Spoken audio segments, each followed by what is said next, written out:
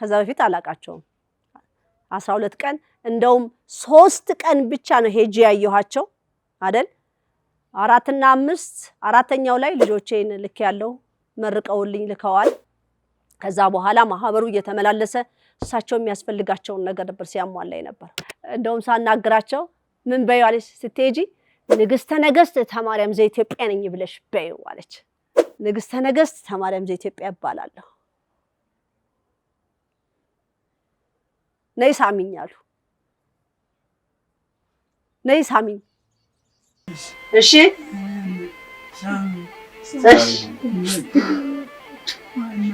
አይዞት እሺ አይዞት እሺ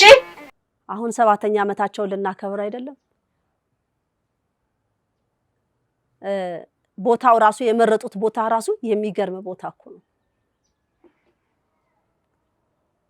ልክ ነኝ የካህኑ መልከ ጸዲቅ የካህኑ መልከ ጸዲቅ ደብር ነች እዛ ጋር ያለችው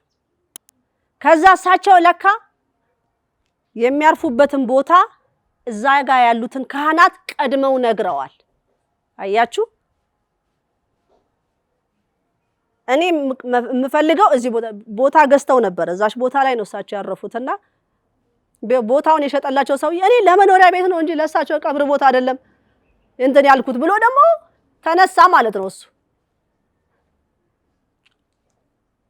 ከዛ ተመላልሳችሁ ሂዱና ይሄን ነገር አስፈጽሙላቸው ተብለን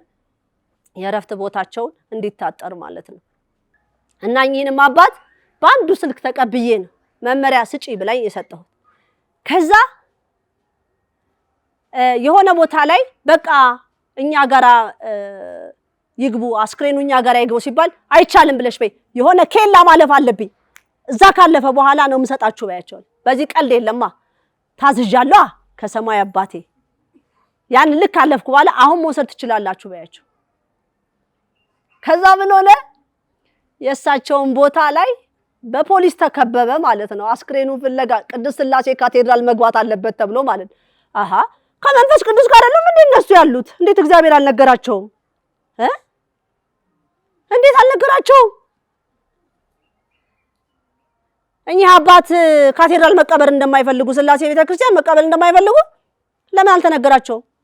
እኔ 12 ቀን ነው እንግዲህ ሳቃቸው ከዛ በለዛ አላቀም እኔ እንደተናዘዙ የማውቀውም ነገርም የለኝም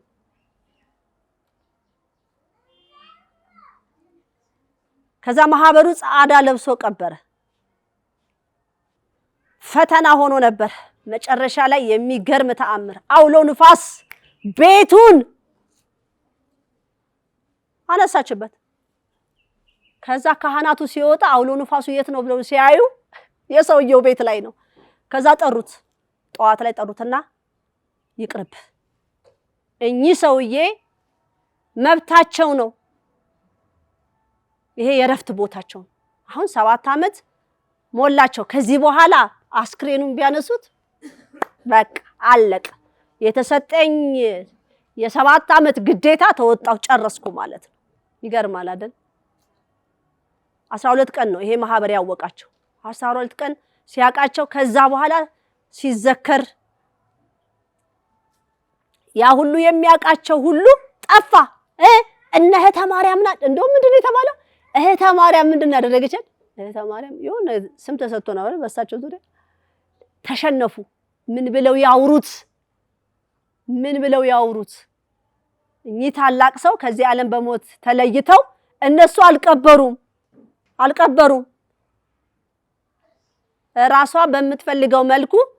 በቃ እንዲ ስለሚፈልግ እንዲ አድርጊለት ተባልኩኝ ፈጸምኩኝ